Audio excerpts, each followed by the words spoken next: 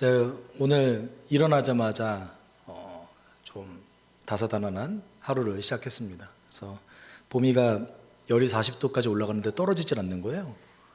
그래서 안 되겠다 싶어서 7시에 그 해열제를 먹이고 응급실을 이제 한 20분만 기다렸다가 더 안 떨어지면 응급실을 가야겠다 싶어서 이제 아대병원 응급실을 데려가는데 가는 도중에 떨어졌어요. 네, 그래서 지금 조금 열이 떨어져서 응급실은 가지 않고 일단은 집으로 돌아와서 있습니다. 네, 다음 주가 수련회인데 기도해 주십시오. 네, 나을 거예요. 네, 근데 열이 좀 오래 가네요. 한 2주. 네, 병원 가서 검사를 해보니까 또 저는 폐렴을 의심했는데 또 그렇진 않대네요. 그래서 너는 왜 열이 나고 있는 거니? 네, 지금 그러고 있습니다. 그래서 제가 잠을 좀 못 잤어요. 많이 설치고. 그래서 맨정신으로 설교를 하는 게 아니라서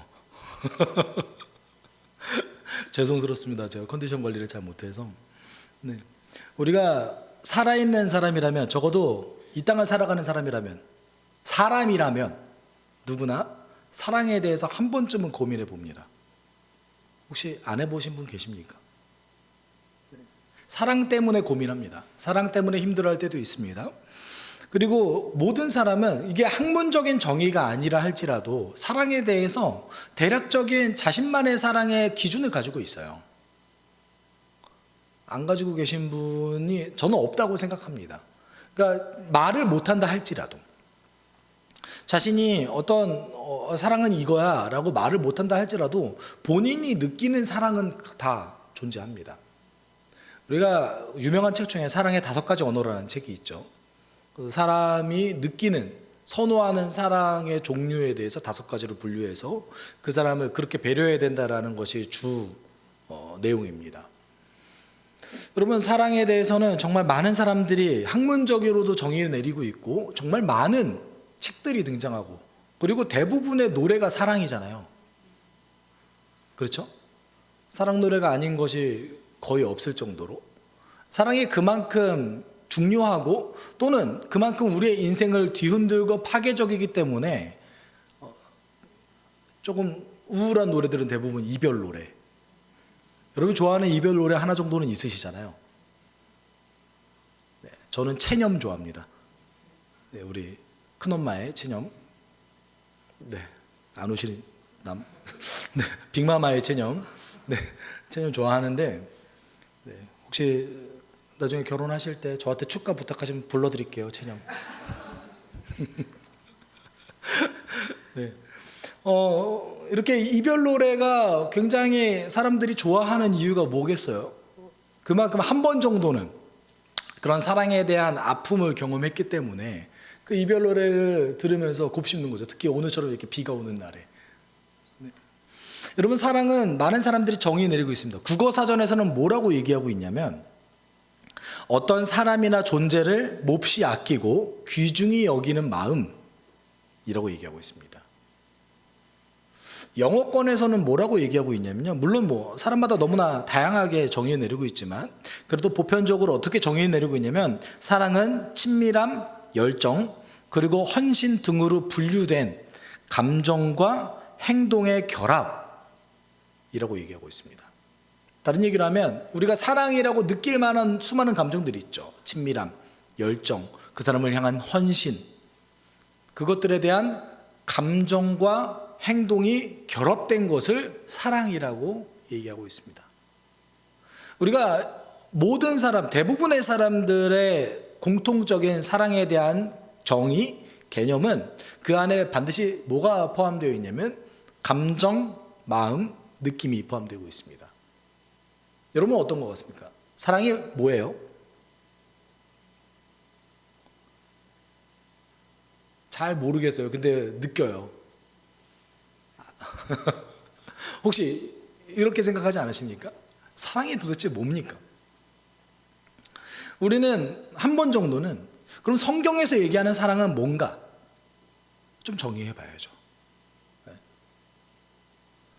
여러분, 구약에서 얘기하는 사랑, 신약에서 얘기하는 사랑 좀 결이 다를 수 있습니다. 그리고 굉장히 광범위하고 추상적이에요. 그런데 오늘 본문 속에서 등장한 고린도 교회를 향한 사랑 이야기, 고린도전서에 등장한, 고린도전서 13장에 등장한 사랑은 분명히 고린도 교회를 향한 사랑에 대한 얘기입니다. 그들의 문제를 해결하기 위한 방법 중에 하나인 거죠. 그렇지만 그것을 통하여서 우리는 우리가 가지고 있는 사랑에 대한 개념을 다시 한번 정리하고, 그리고 성경이 얘기하는 사랑이 도대체 뭔가 한번 살펴봤으면 좋겠습니다. 네. 우리가 생각보다 성경이 이야기하는 사랑을 정리하면 좀 충격적이에요. 생각보다 굉장히 충격적이었습니다. 저는 이게 사랑이었다고? 이럴 정도로 저에게는 충격으로 좀 다가왔습니다. 한번 살펴봤으면 좋겠습니다. 여러분, 고린도전서는 바울이 고린도라는 도시에 보낸 편지예요. 여러분, 혹시 고린도라는 도시, 지금 명칭으로는 코린티안스인데, 고린도라는 도시는 당시에 이제 지중해 전체 지역의 무역 거점으로서 굉장히 중요한 역할을 했던 곳이었는데, 원래는 로마 정부에 의해서 초토화 됐던 도시였습니다. 그래서 한 100년 정도는 사람이 살지 않았어요. 근데 여러분, 여러분이 시저라는 이름으로 대표되는 율리우스 시저가 사실 황제가 되진 못해요. 근데 율리우스 시저가 고린도를 다시 재건하기를 결정합니다. 왜냐하면 이제 전역하는 로마 군인들을 그곳에다가 이제 복지를 위해서 그들에게 혜택을 줄 필요성이 있었거든요. 왜냐하면 로마 근처에 있는 대도시들이 굉장히 포화 상태였기 때문에 새로운 도시를 하나 건축할 필요성이 있었어요. 그리고 당시에는 로마가 돈이 굉장히 많았어요. 그래서 초토화된 그 도시에 다시 한번 로마 중심으로의 도시를 세우기 시작합니다. 그게 BC 44년이에요. 예수님이 AD 0년도에 태어나셨다라고 가정했을 때, 예수님이 태어나시기 대략 반세기 전에 그 도시가 건축되기 시작한 거예요. 그리고 바울이 고린도 지역에서 사역하기 시작했을 때는 대략 80만 명의 사람이 거기에 거주했다고 합니다. 굉장히 많이 살았죠. 지금도 100만 명이 넘어가면 대도시 중 하나인데 2000년 전에 80만 명이면 도대체 얼마나 큰 도시였던 겁니까? 엄청난 도시였죠. 왜냐하면 여러분, 이걸 기억해야 돼요. 지금처럼 고층 빌딩을 못 세우잖아요. 지금처럼 고층 빌딩을 못 세우니까 밀도가 지금처럼 이렇게 높을 수가 없는 거예요. 굉장히 큰 도시였다라는 것이죠. 대략 자유인이 30만 명이었고 이제 노예들이 50만 명 정도 됐다라는 기록이 남아 있습니다. 그러면 이 고린도라는 지역이 뭐로 유명했을까요? 일단 기본적으로 항구를 끼고 있습니다. 항구를 끼고 있으면 뭐가 있을까요? 시장이 있겠죠. 그렇죠? 그런데 제가 아까 숫자를 하나 말씀드렸어요. 자유인이 대략 30만 명이고 노예가 한 50만 명이 거주했다. 노예가 너무 많지 않아요? 기형적으로 노예가 많은 이유는 이 고린도 지역의 노예 시장이 가장 활발히 이루어졌던 곳이었습니다. 그리고 또 한 가지는 그리스의 4대 제전 중 하나였던 이스트미아 제전이 여기서 열렸어요. 그래서 로마의 기록에 의하면 네로 황제가 이 이스트미아 제전에 가서 실제로 참여했다고 해요. 그 4대 제전이 우리로 따지면 올림피아 같은 거예요. 올림피아도 4대 제전 하나에 들어갑니다. 그럼 뭐 할까요? 들어가서 그 원형 경기장 같은 데서 운동해요. 우리로 따지면 운동회해요. 네로 황제가 그 운동회에 참여했대요. 이겼을까요? 졌을까요? 에이, 설마 황제를 누가 이겼겠어요? 당연히 이겼죠. 여러분, 근데 이것보다 고린도 지역에 더 유명한 것이 하나 있었습니다. 그것이 뭐였냐면, 그리스 신화 가운데 여신으로 되게 유명한 여신이 한 명 있어요. 미의 여신, 아프로디테 신전이 여기에 있었습니다. 그래서 그리스 지역에서 가장 커다란 아프로디테 신전이 어디 있었냐면 고린도 지역에 있었어요. 이것이 의미하는 바가 있습니다. 아프로디테 신전 안에 아프로디테를 섬기는 여사제가 1000명이 있었다고 해요. 와우, 엄청 크죠? 근데 아프로디테 신전에서는 뭐가 일어났을까요? 성매매가 일어났습니다. 근데 아프로디테 신전에서 벌어지는 성매매는 그냥 우리가 시장에서 일반적으로 하는 그런 성매매가 아니라 당시에 가장 아름답고 그리고 가장 좀 귀티 나는 사람들만 모여서 성매매를 하는 곳이었어요. 그러니까 어떻게 보면 고린도 지역은요, 당시에 지중해 전체 연안에서 가장 유흥으로 발전한 도시였습니다. 여러분, 그 아프로디테 신이 혹시 그리스 로마 신화 보신 분 계십니까? 네. 제우스가 남자 신 중에서 제우스가 뭐로 유명하죠? 바람 피는 거로 유명하잖아요. 아닌가요? 항상 바람 피고 있잖아요. 제우스가 틈만 나면 바람 피고 있잖아요. 근데 그 제우스 역할을 하는 여신이 한 명 있었는데 그가 바로 아프로디테였습니다. 그래서 아프로디테의 별명 중에 하나는 음란한 아프로디테라는 별명을 갖고 있었습니다. 근데 그 아프로디테를 섬기는 신전 중에 가장 큰 신전이 고린도에 있었어요. 그럼 고린도는 어떤 지역이었겠습니까? 아프로디테 신전에서 얘기하는 사랑의 개념을 가장 잘 지키는 곳, 육체적인 관념적인 사랑을 지배하는 곳이 바로 고린도 지역이었어요. 이 지역의 문제는 두 가지가 가장 큰 문제였는데, 하나는 극심한 빈부격차. 누군가는 유흥을 즐기면서 흥청망청 돈을 쓰는 사람이 있고요, 누군가는 그 유흥을 즐기는 사람 보면서 굶어 죽어가고 있었던 거예요. 고린도 지역은 그런 지역이었습니다. 그 두 번째 문제는 뭐였냐면, 유흥가가 너무나 많기 때문에 그 유흥가를 돌릴 만한 어떤 뜨내기들이 너무나 많이 모여드는 거였어요. 지금으로 따지면 건달들부터 시작해서 질이 안 좋은 사람들이 계속해서 고린도에 유입되는 거예요. 그러니까 각종 범죄가 끊이지 않았던 거였습니다. 그럼 당연히 이 고린도에 세워진 교회, 고린도 교회에는 문제가 있었을까요? 없었을까요? 엄청난 문제들이 있었습니다. 여러분, 이 문제가 만약에 한국 교회에 있었으면 교회가 당연히 깨질 겁니다. 엄청난 문제점들이 고린도 교회 안에 있었습니다. 그럼에도 불구하고 바울은 이 고린도 교회를 너무나 중요하게 생각했어요. 왜냐하면 고린도 교회를 버릴 수 없는 그 선교의 거점이었거든요. 그래서 이례적으로 바울은 이 고린도 교회에서 1년 6개월이라는 기간 동안에 교회를 세우기 위해 전력합니다. 그리고 고린도서를 굉장히 길게 고린도 전서 후서 2개를 쓰잖아요. 그러니까 그만큼 아주 중요하게 생각했다라는 거예요. 근데 오늘은 우리는 주제는 사랑이잖아요. 그러면 고린도 교회 안에 있었던 사랑의 개념은 어땠을까요? 아프로디테 신전이 지배하는 그 육체적이고 관념적인 사랑이 아마도 고린도 교회 안에도 침투했던 것으로 보입니다. 그래서 그 교회 안에 문제점들이 있었어요. 고린도전서 5장 1절에 이런 얘기를 하고 있어요. 함께 읽을까요? 여러분 가운데 음행이 있다는 소문이 들립니다.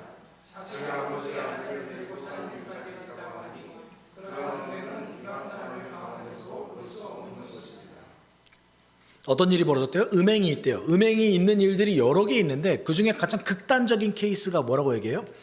아버지의 아내를 본인이 데리고 산대요. 사도 바울이 경악해서 뭐라고 얘기합니까? 그건 이방인도 안 하잖아. 내가 그런 얘기를 들은 적이 없는데 그걸 교회에서 하고 있다고? 그러니까 그 사람이 교회 밖에 누군가를 만난 게 아니라 교회 안에서 이런 일이 벌어졌대요. 여러분 어때요? 그런 교회 다니고 싶으세요? 다니실래요? 어떤 일이 벌어질까요? 교회 안에?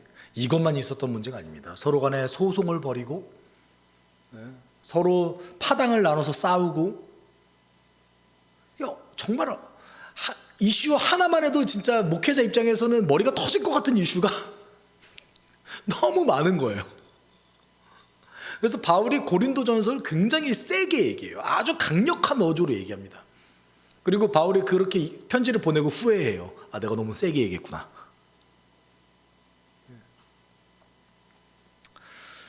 오늘 본문 속에서 등장하는 이 사랑은 그 앞장에 있었던 성령의 은사장에 이어서 등장하는 장입니다. 아마도 고린도 교회 안에 또 다른 문제점 중에 하나는 성령의 은사를 갈망하고 사랑하는 사람들이 있었던 것 같습니다. 그래서 그 은사가 서로가 누가 더 은사가 많은지 싸웠던 거예요. 그리고 은사가 없는 사람들을 무시하고 그 사람을 깔보기 시작했던 것이죠. 아마 그랬던 사람들 중에서 여인들이 좀 많았나 봐요. 은사를 받은 사람 중에서. 그래서 바울이 뭐라고 얘기하냐면 여인이여 잠잠하라. 그러니까 여인이 교회 안에서 말하지 말라는 얘기가 아니라 은사를 받은 여인들이여 은사를 질서 있게 사용해라 라는 겁니다. 그러면서 이런 얘기를, 은사장을 마무리하면서 이런 얘기를 해요. 그러나 여러분은 더 큰 은사를 열심히 구하십시오. 이제 내가 가장 좋은 길을 여러분에게 보여주겠습니다 라고 얘기하면서 오늘 13장이 시작됩니다. 여러분 솔직히 우리 한국교회에서 고린도전서 12장이 더 유명합니까? 13장이 더 유명합니까? 사람마다 다 다르겠죠. 네. 그래도 13장은 암송도 많이 했던 것 같아요. 이런 거 보면 13장이 더 유명한 것 같기도 하고. 근데 실제 우리의 신앙생활 가운데 어떤 걸 더 강조합니까? 12장을 더 강조해요. 이거는 철저하게 고린도전서를 잘못 읽은 거예요. 그래서 예전에 너무 오래된 영화를 제가 말씀드려서 죄송합니다. 제가 예전에 사도라는 영화를 본 적이 있어요. 아내와 함께 영화관에서. 그때 영화관도 갔네요. 제가 아내와 함께 영화관을 안 간 지가 언젠지. 네. 사도라는 영화를 봤어요. 혹시 보신 분 계십니까? 네, 네, 죄송해요. 아무도 안 본 영화를 제가. 그래서 그 영조 대왕과 그의 아들이었던 사도세자의 이야기가 나옵니다. 그래서 영조의 역할을 송강호 배우가 했고, 그다음에 사도세자의 역할을 유아인 씨가 했죠. 근데 제가 그거를 보면서 느낀 게 뭐였냐면, 자식에 대한 지나친 기대와 억압된 교육이 얼마나 자식을 망가뜨릴 수 있는지를 느꼈어요. 그런데 정말 그때 그 사도라는 영화가 흥행하기 시작하면서 한국 사회에 이상한 현상이 등장하기 시작한 거예요. 어떤 현상이 등장했냐면 엄마들이 아이들을 데리고 가서 사도를 보여주는 거예요. 그래서 저는 속으로 왜 보여주지? 내가 잘못했어라고 얘기하려고 보여주는 건가? 근데 이제 영화를 끝나고 아이들에게 하는 소리가 뭐였냐면, 야, 너도 이렇게 공부 안 하면 쟤처럼 비극적인 결말을 맞을 거야 라는 걸 보여주기 위해서 데려갔다라는 거예요. 이게 여러분 얼마나 영화를 잘못 본 겁니까? 그렇죠? 얼마나 영화를 왜곡되게 본 거예요? 우리가 고린도전서 12장을 강조하는 게 이와 같습니다. 바울은 분명하게 13장이 더 중요해 라고 얘기했어요. 그러니까 고린도전서 12장이 중요하지 않다가 아니에요. 바울이 처음 시작할 때 나도 너희가 성령의 은사를 사모하는 것을 간절히 바란다. 이거 다 받았으면 좋겠다. 그런데 좀 부정적인 어조로 그것을 사용했습니다. 그렇지만 이것이 유익하지만 질서 있게 사용되어진다. 그리고 너희가 이것을 구하는 것보다 내가 더 좋은 걸 알려줄게. 그게 뭐야? 오늘 13장에 나오는 그 본문인 거죠. 그 한국교회가 가장 강조해야 될 게 뭐예요? 고린도전서 12장입니까? 13장입니까? 13장인 거죠. 13장을 철저하게 강조해야 되는 거예요. 그럼 도대체 뭐가 그렇게 좋은 길이길래 그렇게 엄청 능력 있어 보이는 은사들보다 더 중요할까? 가끔 이제 그 신학생들이 우스갯소리로 하는 얘기가 있어요. 교회 부흥시키려면 기도원 가서 은사라도 몇 개 받아와서 누군가를 병을 고치면 빨리 부흥하지 않겠냐, 구름처럼 몰리지 않겠냐, 이런 얘기를 해요. 그만큼 눈에 보이는 은사가 목회를 하거나 신앙생활할 때 그만큼 강력한 효과를 보여줄 수 있다는 거예요. 사실이죠. 부인하지 못합니다. 어떻게 그럼 부인하겠어요? 여러분 예배 드릴 때 갑자기 병든 사람이 막 나봐요. 우리 하나님 정말 계신다고 여러분 고백하지 않겠어요? 여러분 그런데 바울이 그것보다 더 중요한 게 있대요. 도대체 뭐길래? 그게 사랑이에요. 그러니까 얼만큼 중요하냐? 1절에 이렇게 얘기하고 있어요. 내가 모든 사람의 말과 천사의 말을 할 수 있을지라도 내게 사랑이 없으면 울리는 징이나 요란한 꽹과리가 될 뿐입니다. 첫 번째 뭐라고 얘기합니까? 사랑이 없으면 여기서 모든 말은 방언이라고 얘기해도 좀 더 정확합니다. 그래서 12장에 얘기하는 인간이 할 수 있는 모든 방언을 할 수 있고 내가 천사들이 하는 말조차 내가 해석할 수 있는다 할지라도, 내가 그 말을 할 수 있는다 할지라도 뭐가 없으면, 사랑이 없으면 그것이 소음에 불과하다, 아무 의미 없다 라고 얘기하고 있습니다. 2절은 이렇게 얘기해요. 한술 더 떠서 조금 더 과장하죠. 내가 예언하는 능력을 가지고 있을지라도, 내가 모든 비밀과 모든 지식을 가지고 있을지라도, 또 산을 옮길 만한 믿음을 가지고 있을지라도 사랑이 없으면 아무것도 아닙니다. 사랑이 없으면, 여러분 이런 믿음 가지고 싶지 않아요? 이런 능력 얻고 싶지 않습니까? 하나님에 대해서 우리가 모두 다 알 수 없는 걸 다 알지만 그럼에도 불구하고 가정을 해봅시다. 모든 걸 다 안다 하면 얼마나 좋겠어요. 제가 누가복음 강의하면서 그 제자들이 예수님께 성경 강해를 들었던 게 얼마나 부러운 줄 몰라요. 와, 내가 그러면 주석을 읽을 필요 없었을 텐데. 이렇게 밤낮 공부할 필요 없었을 텐데 그걸 다 들으면. 근데 그것보다 사랑이 없으면 그것이 아무런 의미가 없대요. 우리가 밤낮 노력합니다. 하나님 이거 주세요. 하나님 저 이렇게 살겠습니다. 나에게 믿음 주세요 라고 밤낮 노력하는데 사랑이 없으면 그것이 아무런 의미가 없대요. 아무것도 아니래요. 문법적으로는 사실은 2절은 존재를 얘기하고 있기도 합니다. 그러니까 사랑이 없으면 나는 아무런 존재도 아닙니다 라는 번역으로도 가능합니다. 심지어 사랑이 없으면 내가 존재의 의미조차 찾을 수 없대요. 3절은 현대인의 관점에서 좀 이해가 안 가요? 내가 모든 소유를 나눠줄지라도, 내가 자랑 삼아 내 몸을 넘겨줄지라도 사랑이 없으면 내게는 아무런 이로움이 없습니다. 여러분, 우리가 그 모든 재산을 누군가에게 나눠주는 일들은 가끔 벌어지죠. 이렇게 전 재산을 기부하시는 분들이 계시잖아요. 여기까지는 이해하겠어요. 실제로 이제 그 고린도 교회에 관련된 가장 중요한 문서 중에 하나가 AD 95년도에 기록되어졌던 클레멘스 1서라는 그 저작이 있어요. 그러니까 최초의 교부 문서인데, 클레멘스 1세라는 사람이 그 고린도 교회 목회자였거든요. 그래서 고린도 교회에 대해서 기록해 놓은 것이 있는데, 그때 그 고린도 교회 성도들 가운데 어떤 사람이 있었냐면 자신을 노예로 팔은 거예요. 자기 자신을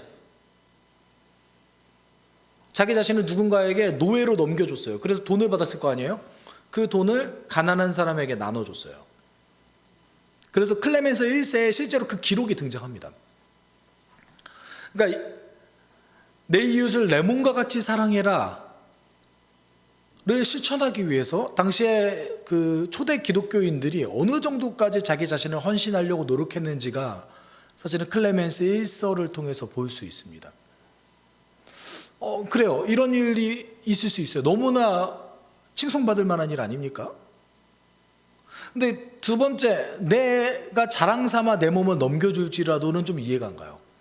자랑 삼아 내 몸을 왜 넘겨주죠? 이걸 조금 더 정확하게 번역하면, 여러분 성경을 보면 어떤 사본에서는 불에 넘겨줄지라도라고 번역되어 있을 겁니다. 그 문맥으로는 그게 더 맞아요.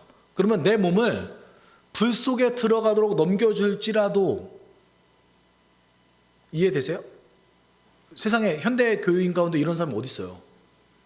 근데 구약 성경을 읽었던 기독교인이라면 한 사건을 알고 있죠. 그것은 뭡니까? 다니엘서 3장에 기록된 다니엘의 세 친구가 믿음을 지키기 위해서 불 속에 들어갔던 사건을 우리는 알고 있습니다.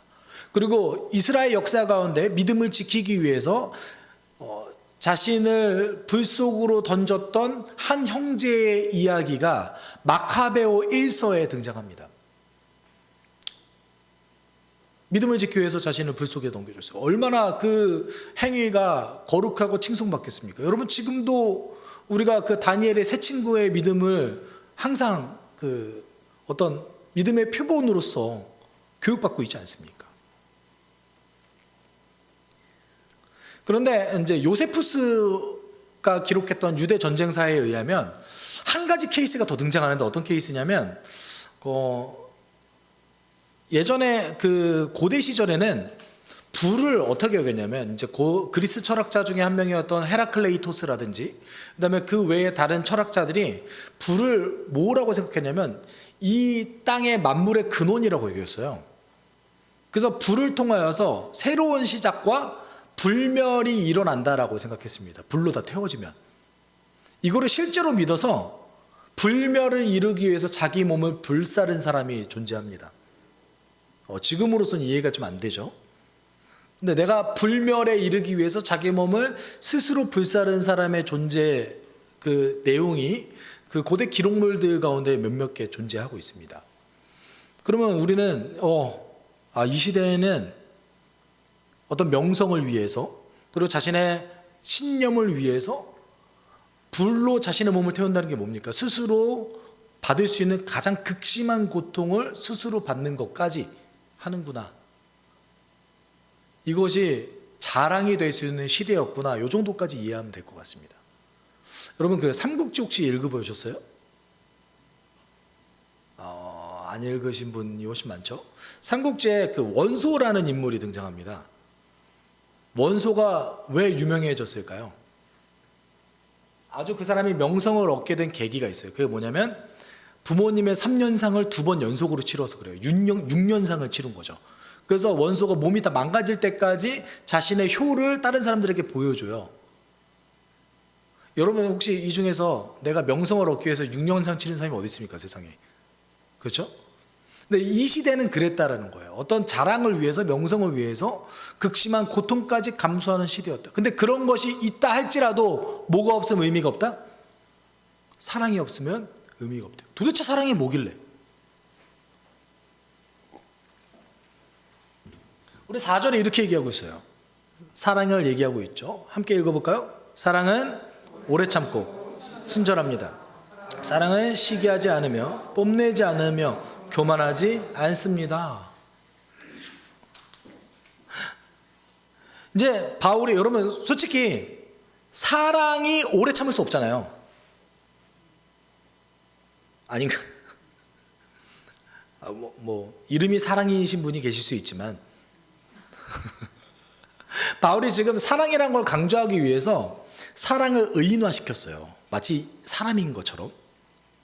사랑은 오래 참고라고 얘기하고 있습니다. 여러분 킹 제임스 버전에 의하면 사랑은 오랜 고통이라고 번역하고 있습니다. 제가 그 번역을 읽고 무릎을 쳤어요. 그렇지. 저희 안에 없죠, 여기. 사랑은 오랜 고통이다. 여러분 이게 좀 시작부터 이상해요. 우리는 사랑을 좀 좋은 거라고 생각합니다.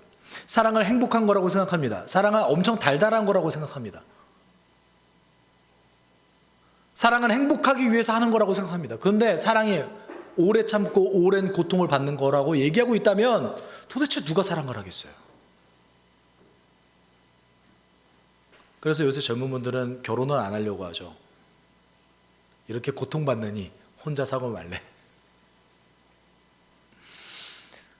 그러면 성경적 사랑은 처음 시작할 때부터 우리의 개념을 뒤흔들고 있어요. 그리고 사랑은 친절하대요. 사랑은 시기하지 않는데요. 사랑은 뽐내지 않는데요. 사랑은 교만하지 않는데요.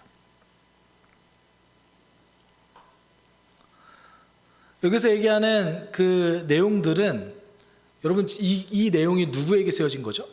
다시 한번 얘기하지만 고린도 교회 안에 있는 성도들에게 쓰여진 내용입니다. 그러면 이 고린도 교회에 있는 사람들이 뭘 하지 않았다는 거예요? 그 사람들은 오래 참지 않았고 친절하지 않았고 시기했고 뽐냈으며 교만했다.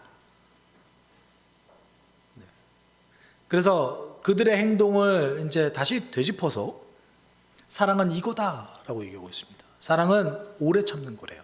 친절하대요. 사랑은 시기하지 않고 뽐내지 않고 교만하지 않는데요. 그리고 사랑은 무례하게 하지 않으며 자기의 이익을 구하지 않고 성내지 않고 원한을 품지 않는다고 얘기하고 있습니다. 근데 여기서 얘기하는 무례하게 행하다라는 것은 부적절한 것과 부도덕한 것을 얘기하고 있습니다. 무례하게 행하는 것은 두 가지의 성격을 갖고 있어요. 하나는 부도덕한 것, 그리고 부적절한 행위. 앞서 얘기한 그 고린도 교회 안에 음행이 있었어요. 서로 간에 불륜을 저질렀습니다.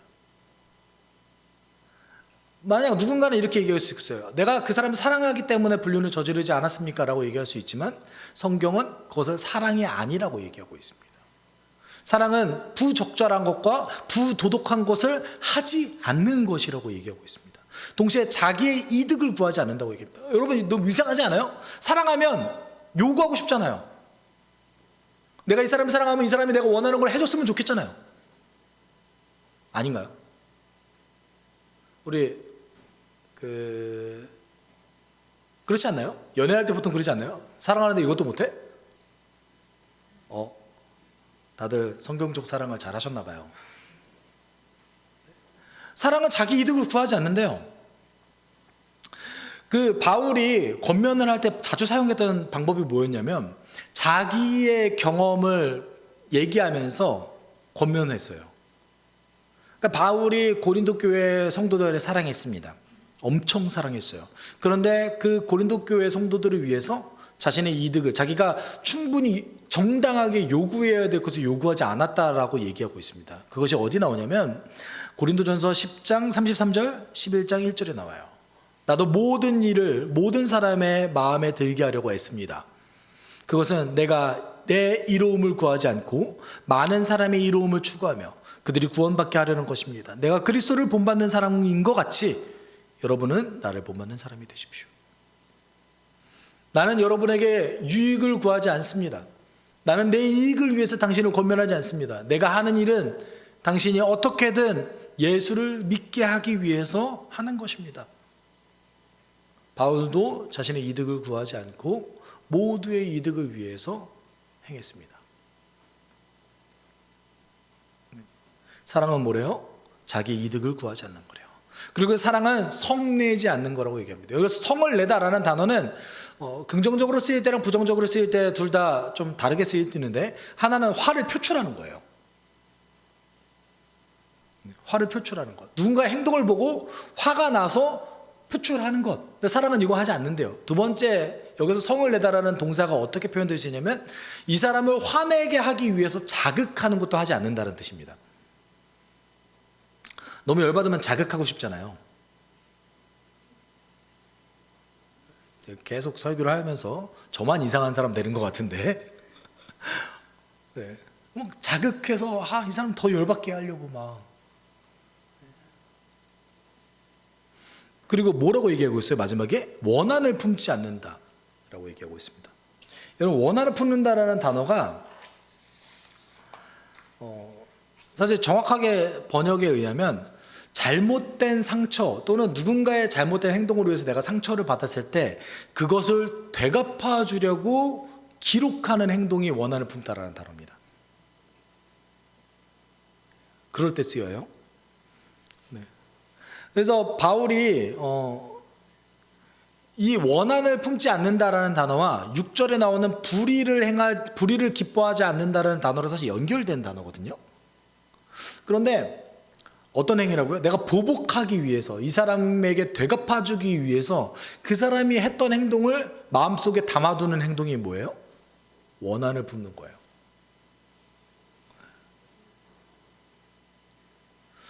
그래서 6절에 이렇게 얘기하죠. 사랑은 불의를 기뻐하지 않으며 진리와 함께 기뻐합니다.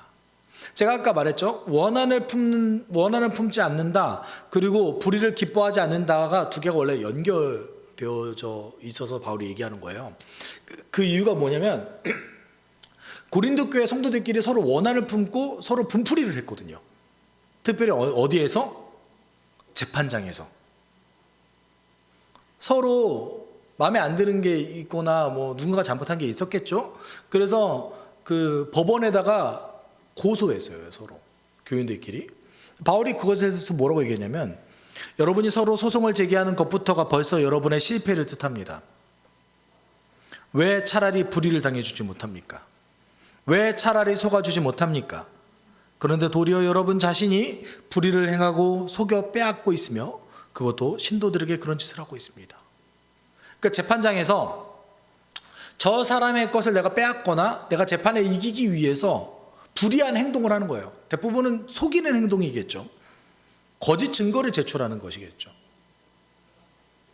이 행동 자체가 뭐라는 거예요? 불의를 행하고 있다, 현재. 그러니까 너가 지금 원한을 품고 불의를 행하고 있지 않냐? 사랑은 뭐다? 누군가에게 되갚아주지 않기 위해서 원한을 품지 않고, 그리고 그 사람에게 그대로 행하지 않는 거다. 그 사람이 했던 행동을 그대로 되갚아주지 않는 거다. 이렇게 얘기하고 있습니다. 여러분, 예수님께서 우리에게 굉장히 어려운 사랑에 대해서 얘기한 적이 있으세요? 그 말을 들을 때마다 우리의 심장이 죄어드는 것 같고, 내가 그렇게까지 할 수 있을까 의심하면서 그 말씀을 듣습니다. 뭐죠? 원수를 사랑하라. 우리가 근데 원수를 사랑하라는 말 가운데 좀 오해하는 측면이 뭐냐면, 원수에게 내가 정말 사랑하는 행동, 막 감정까지 막 일어나가지고 막 이렇게 해야 될 거라고 생각해요. 근데 바울에 의하면 원수 사랑은 이거예요. 뭐예요? 그 사람이 나에게 행했던 것을 마음에 담아두지 않고 동일하게 행하지 않는 것. 이것이 뭡니까? 원수 사랑이에요. 여러분 인생 가운데 저는 개인적으로는 원수가 없었으면 합니다. 근데 혹시 원수가 있다면 그 사람이 했던 행동을 동일하게 하지 않는 것 자체가 원수 사랑이라는 거예요.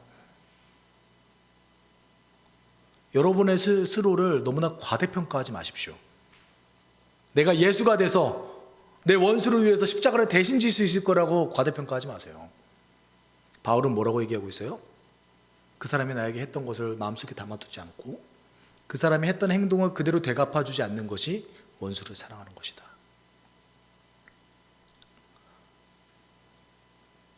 조금 부담감이 사라지셨으면 좋겠습니다. 이것도 어렵죠. 왜 이것이 원수 사랑이라고 얘기하냐면, 율법에 의하면 받은 만큼만 되갚아줘야 돼요. 출애굽기에 의하면 눈에는 눈, 이에는 이라고 얘기하고 있거든요. 근데 이것도 사실은 굉장히 그 윤리적인 방법 중에 하나였어요. 왜냐하면 보복할 때 내가 당한 만큼만 보복하는 사람이 세상에 어디 있어요. 내가 이 사람에게 보복할 수 있는 힘이 생기면 여러분 당한 만큼만 보복합니까? 더 해주고 싶죠. 왜 그래요 다들? 저만 이상한 사람인 것처럼 막 내가 당한 것보다 2배, 3배 더 당했으면 좋겠다. 그래서 성경은 그 보복의 정도를 정해놓는데, 율법은 그래서 당한 만큼만 해줘라. 이것이 율법이 정한 거거든요. 그래서 유대인들은 내가 당한 만큼을 정당하게 이 사람에게 행하는 것을 율법을 지키는 거라고 여겼습니다. 근데 이거를 하지 않는 게 뭐가 되는 거예요? 성경적 사랑이 될 수 있는 것이죠. 왜냐면 그들은 보복하는 게 당연하다고 여겼으니까. 여러분, 우리 사회는 안 그렇습니까? 보복하는 게 너무나 당연하잖아요. 되갚아주는 게 너무나 당연하잖아요. 그런데 그 마음을 품고 있지 않고 그 사람이 했던 행동을 그대로 하지 않는 것 자체가 사랑이라고 얘기하고 있어요. 그게 사랑이래요.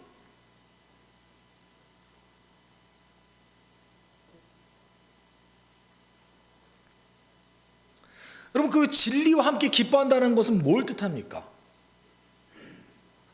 뭐 설교를 듣고 감동을 받아서 성도들과 함께 나누면 진리와 함께 기뻐하는 걸까요? 바울은 진리에 대해서 굉장히 많은 것을 얘기하고 있어요. 그리고 진리를 대하는 성도들의 태도에 대해서도 다 얘기하고 있습니다. 그런데 우리가 그것을 전체적으로 근거해 봤을 때 진리와 함께 기뻐한다는 의미는 우리가 성경에 근거한 바른 진리를 적극적으로 수용한다는 의미를 갖고 있습니다. 동시에 진리를 대했을 때 우리가 나올 수 있는 어떤 부정적인 행위들, 뭐가 있을 수 있을까요? 진리를 벗어나게 믿는 것들. 그러니까 성경적 진리가 아닌데 그것을 진리라고 믿는 것들이 있어요, 우리가. 대표적인 게 사랑입니다. 성경에서 얘기하는 사랑과 우리가 생각하는 사랑이 달라요. 여러분, 구약 성경에서 하나님의 사랑이라고 번역되는 단어가 사실 히브리어의 헤세드입니다. 헤세드가 구약 성경에서는 자비라는 단어로 쓰이거든요. 근데 원래 헤세드는 하나님의 언약적 사랑을 표현할 때 쓰이는데, 이게 뭐냐면 하나님이 우리에게 나타나셔서 약속을 맺었다 이거예요. 그리고 그 약속을 지켰다라는 거예요. 구약에서 얘기하는 하나님의 사랑은 뭡니까? 약속을 맺으시고 약속을 지키시는 분이 사랑이라 이거예요. 여러분이 생각하는 사랑은 뭡니까? 조금 더 감정적이고 따뜻하고 그런 거라고 생각하잖아요. 구약에서 얘기하는 헤세드는 약속을 하시고 약속을 지키시는 그 하나님의 성품을 얘기하고 있습니다. 그렇기 때문에 진리와 함께 기뻐한다는 것은 사실 하지 말아야 될 행동도 안 한다는 거예요. 진리를 대할 때. 그래서 진리 이상의 것을 넘어가지 않고, 그 다음에 진리를 거짓으로 바꾸지 않으며, 진리를 거스리는 그 어떤 행동도 하지 않고, 동시에 내가 진리를 직면했을 때 그것이 어떤 내용이라 할지라도 화를 내지 않는 것. 로마서 1장, 고린도 후서 13장, 갈라디아서 4장에서 정확하게 바울이 진리를 대하는 우리의 태도, 진리를 어떻게 기뻐하는가에 대해서 얘기하고 있습니다. 사랑은 뭐래요? 진리를 대할 때 기뻐하는 거래요. 우리 여기까지 우리가 종합해서 들었을 때 여러분, 사랑이 우리가 생각하는 것과 뭔가 달라요. 성경은 단 한 번도 사랑을 감정과 마음의 문제라고 다룬 적이 없습니다. 좀 충격적이지 않으세요? 저만 충격적일 수도 있는데. 오늘 바울이 얘기하는 사랑은 하는 것과 하지 않는 것 두 개밖에 없어요. 왜요? 왜 그럴까요? 왜 성경은 사랑을 마음의 문제로 다루지 않을까요? 왜 성경은 사랑을 감정의 문제로 다루지 않을까요? 우리의 감정이 오염됐기 때문에 그래요. 우리의 감정만큼 일관적이지 않는 게 없기 때문에 그래요. 잠언 26장 25절에서 우리 마음에 대해서 이렇게 얘기하고 있습니다. 비록 다정한 마음으로 한다 하여도 그를 믿지 말아라. 그의 마음속에는 역겨운 것이 7가지나 들어있다. 마음 가운데 역겨운 것이 7가지나 들어있대요. 예레미야서 17장 9절은 이렇게 얘기하고 있습니다. 만물보다 더 거짓되고 아주 썩은 것이 뭐래요? 사람의 마음이니 누가 그 속을 알 수 있습니까? 솔직히 말합시다. 우리 마음처럼 일관적이지 않은 게 어디 있어요? 롤러코스터를 맨날 타잖아요. 아니에요?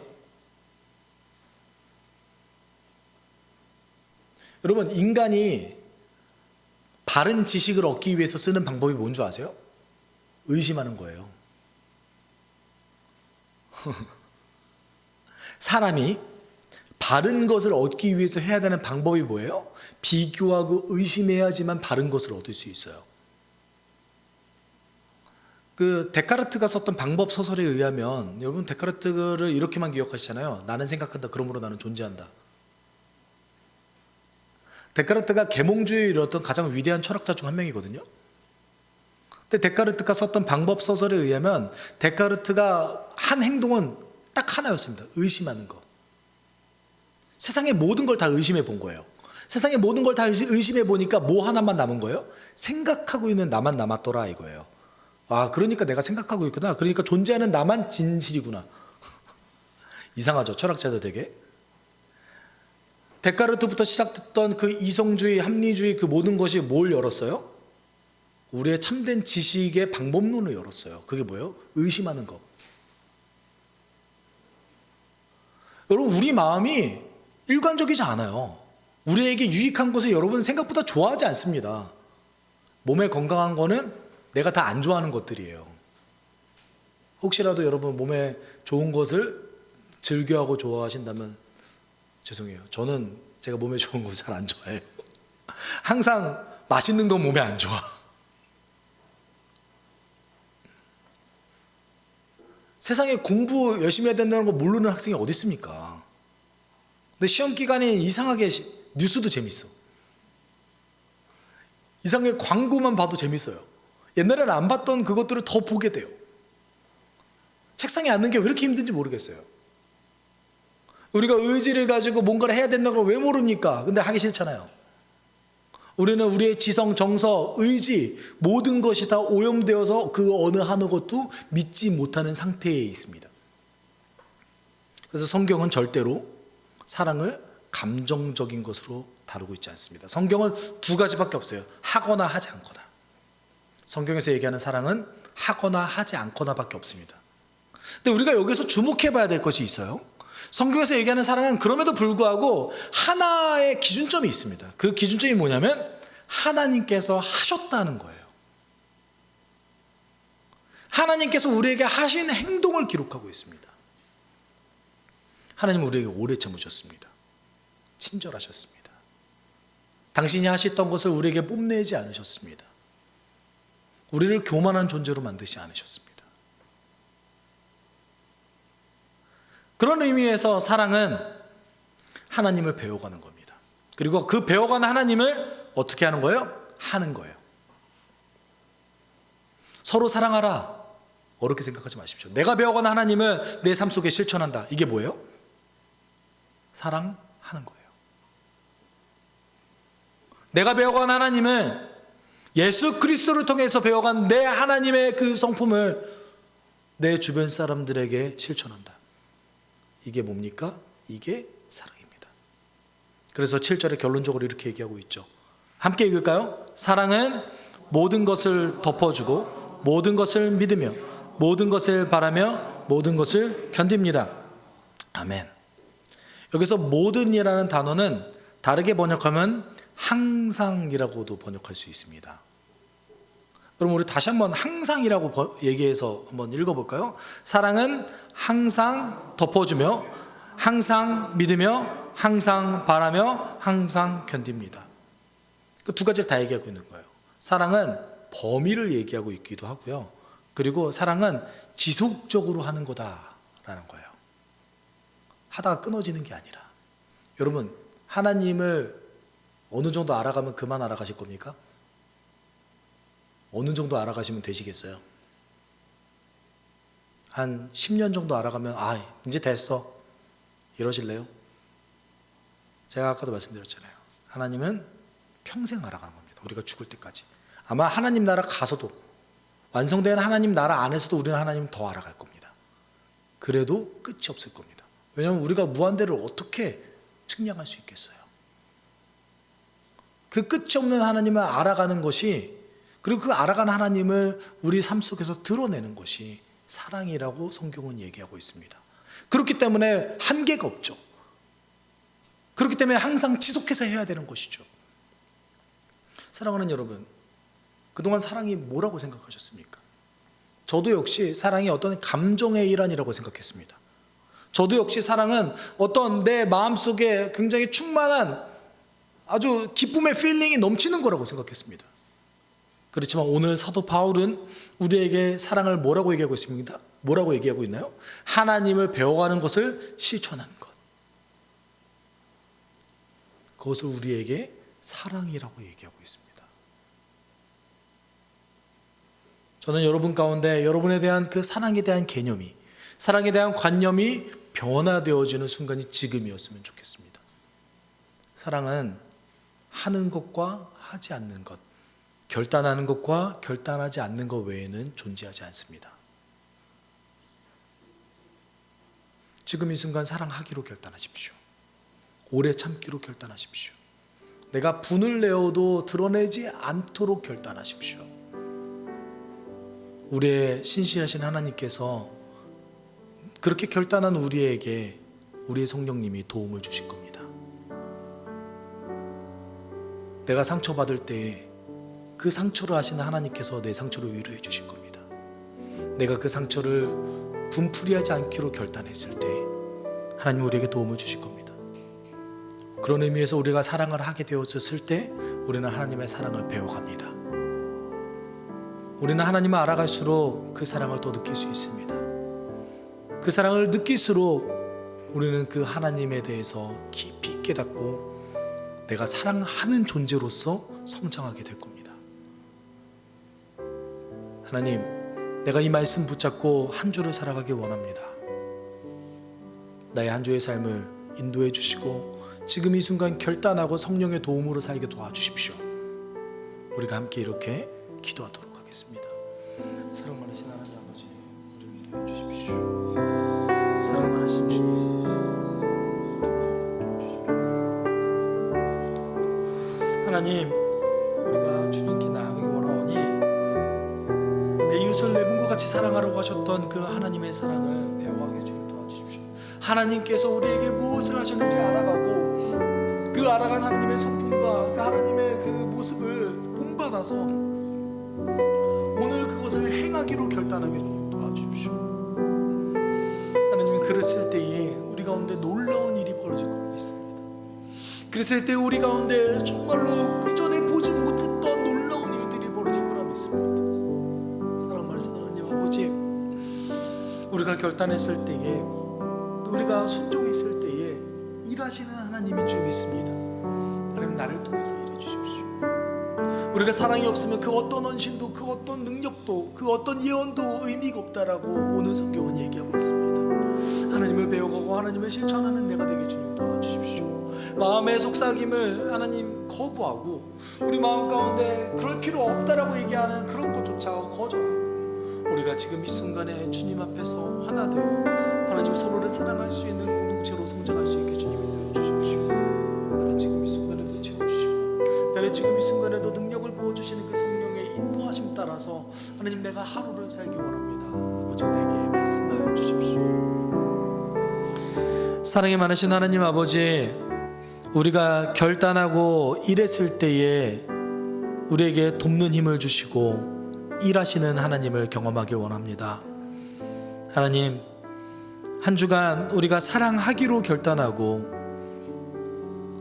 오늘 본문 속에서 주어지는 그 말씀을 지킬 수 있도록 노력하게 우리 인도해 주십시오. 마음속에서 그럴 필요 없다라고 얘기하는 그 마음들을 하나님 회피하고 하나님께서 지금 이 순간에 우리를 어떻게 인도하시는지 알아가며 살아갈 수 있게 주님 도와주십시오.